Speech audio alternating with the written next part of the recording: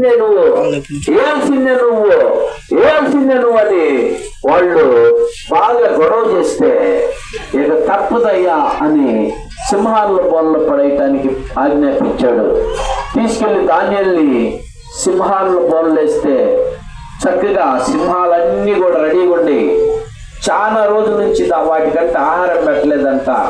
కుట్ర పొందిన వాళ్ళు ఎలా ఉంటారు, కుట్ర చేసే వాళ్ళు ఎలా ఉంటారు తెలుసా? ఎక్కడ దొరుకుతాడని ప్లాన్ చేసి మరి కుట్ర చేస్తారు, ప్లాన్ వేస్తారు ముందు నుంచే. వీళ్ళు కూడా ప్లాన్ చేసి రెట్టైన సింహాలకి ధాన్యాలను అప్పగిద్దామని ప్లాన్ వేసి వాటి సరైన ఆహారం కూడా పెట్టకుండా అటు ఉంచేతలకే సింహాలను బోన్లు లేపించేసాడు ధాన్యాల్ని రాజు. ఆ ధాన్యాలు సింహాల బోన్లో పడినాక సింహాలన్నీ చూసినాయి.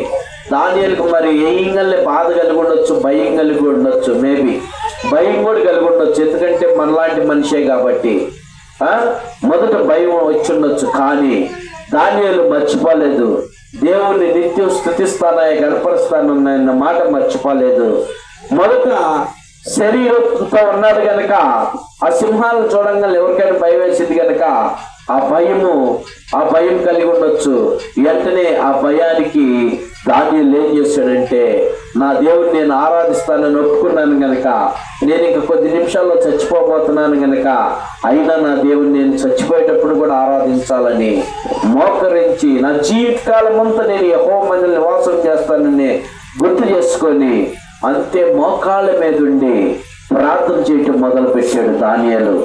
షడ్రకు మేషక్ అబేద్నెగోల దేవా, అబ్రహాము దేవా, ఇస్సాకు దేవా, యాకోబు దేవా, నాకు దేవుడు అయ్యా నువ్వు అని మోకాళ్ళ మీద ప్రార్థన చేయటం మొదలు పెట్టాడు. ఇదిగో కొద్ది నిమిషాల్లో నేను నీ చెంతకు రాబోతున్నానని ప్రార్థన చేశాడు. అయితే దేవుడు దానియేలు ప్రార్థన విన్నాడు. దానియేలు ప్రార్థన దేవుడు వింటమే కాదు, ఎవరు విన్నారండి? దానియేలు ప్రార్థన ఎవరు విన్నారు? హల్లెలూయా. సింహాలు విన్నాయి, రాజు వినలా, పక్కన రాజుని ప్రోత్బలం చేసిన వాళ్ళు వినలా, కానీ ఎవరు విన్నారు? సింహాలు విన్నాయి. సింహాలు వింటూ దగ్గరకు వచ్చి గాండ్రుస్తూ వచ్చి దగ్గరకు వచ్చి, ఆనాటి కాలంలో పాప ఫ్యాన్ కూడా లేదు ఆయనకి. ఆ చీకటి గదిలో ఆ సింహాలు బోర్లో పడేశారు కదా, వెలుతురు కూడా లేదంట ఆనాటి కాలంలో.